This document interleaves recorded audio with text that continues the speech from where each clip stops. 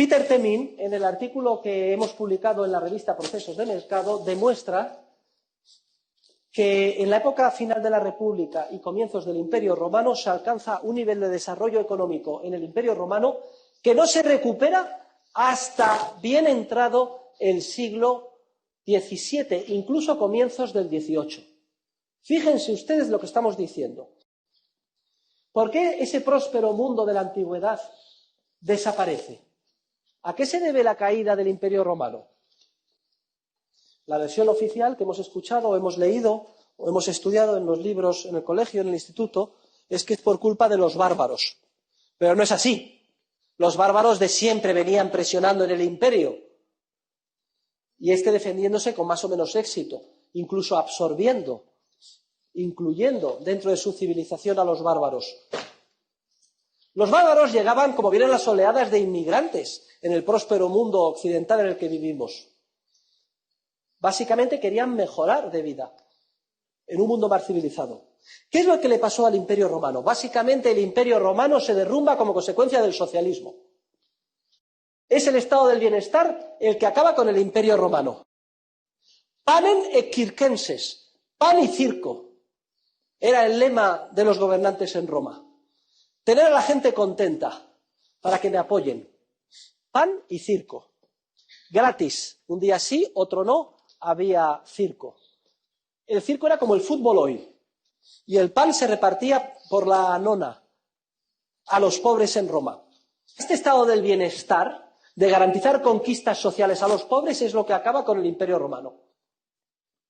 Porque cuando el gobierno garantiza el reparto de alimentos de trigo gratis, prácticamente gratis, ¿ustedes qué efecto creen que tuvo esto sobre las clases medias trabajadoras del mundo latino, sobre los agricultores del Imperio Romano, que se dedicaban a producir con esfuerzo trigo? Pues que no podían competir porque se lo vendían gratis en Roma. Esto arruinó masivamente a los ciudadanos. ¿Quién va a dedicarse a trabajar 12, 14 horas al día con un esfuerzo tremendo en el campo si los productos se entregan gratis en Roma? Es mucho mejor convertirme yo también en pensionista, es decir, abandonar mis tierras e irme a Roma. Y así se produce un fenómeno en el que la población de Roma no deja de crecer. El hecho de que se reparta gratis el alimento atrae como un imán a los pobres. La ayuda a la pobreza genera pobreza. Y Roma de 300.000 habitantes pasa a 500.000, de 500.000 a 700.000 y de 700.000 a 1 millón. El efecto es que cada vez cuesta más mantener a esa población. Las arcas del tesoro están exhaustas. Entonces, ¿qué se les ocurre a los emperadores romanos? Muy sencillo. Hacer inflación, incrementar la cantidad de dinero, disminuir la cantidad de oro de la moneda. Si no puedo pagar, pues muy sencillo, divido una moneda de oro en 2, o en 3, o en 4. Pero, señores, ya veremos que el aumento de la cantidad de dinero no tiene ningún efecto, salvo el del crecimiento de los precios. El efecto que se produce es un aumento tremendo de los precios, en mayor o menor medida de todos los bienes, pero sobre todo los bienes agrícolas, etcétera, los de subsistencia en esa época, lo cual hace todavía más gravoso el mantenimiento del reparto gratis de trigo. ¿Cómo reacciona el gobernante cuando los precios suben? Pues como todos los gobernantes, de forma voluntarista y por decreto, trata de atacar los efectos y no las causas profundas. Y los emperadores, a partir del siglo III, empiezan a establecer leyes que fijan los precios máximos, por encima de los cuales no se puede comprar ni vender.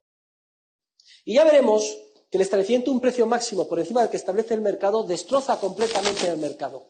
Si se prohíbe por ley y te meto en la cárcel o te mato, que tú puedas comprar o vender a un precio superior al que fijo yo, el efecto que tiene esto es, por un lado, los productores dejan de producir porque no les interesa, y por otro lado, los consumidores consumen mucho más porque al precio artificialmente bajo les interesa demandar mucho más. El problema se agrava. En la parte final del imperio, los emperadores siempre atacando los síntomas que no las causas, como ven que los ciudadanos abandonan el campo y sus trabajos y se van todos a la ciudad, ¿qué es lo que se les ocurre? Por decreto queda prohibido abandonar tu terruño, tu campo, quedas adscrito a él, ya no puedes salir de él. Ya es la servidumbre feudal, el comienzo de la servidumbre feudal. Y al final esos siervos realizan prestaciones de tipo personal a un señor que se ocupa de garantizarles la seguridad en una área geográfica determinada. Estamos en el feudalismo y en la Edad Media. Lo que era un mercado común, parecido al de la Unión Europea, que se extendía a lo largo de todos los países alrededor del Mediterráneo, perfectamente conectado con flujos comerciales, etcétera, se va desintegrando poco a poco. Se deja de comerciar. Se pasa a la autarquía. Los mercados desaparecen. Toda la prosperidad y la riqueza del mundo heleno se desploma como consecuencia del estado del bienestar, de la inflación y de la política intervencionista de los gobernantes. Los bárbaros simplemente ocupan lo que no eran sino los restos del antiguo floreciente imperio.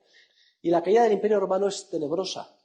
En la parte final, estaban los ciudadanos del Imperio Romano tan asqueados con los gobernantes romanos y sus recaudadores de impuestos que para ellos era un mal menor los bárbaros.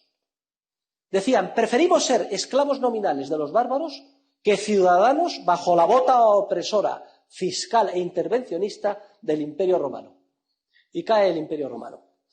1000 años de oscurantismo. Yo les pregunto, ¿qué habría pasado con la civilización si el próspero mundo liberal de la economía de mercado del Imperio Romano, de comienzos del Imperio Romano, no se hubiera desmoronado por culpa del socialismo? A lo mejor podríamos haber llegado a la Luna en el año 800 o 900. No se crean ustedes que el devenir histórico es un continuo avanzar en base a progreso o desarrollo. La civilización humana puede autodestruirse y uno de los ejemplos más claros es el que acabo de explicar de la historia del Imperio Romano.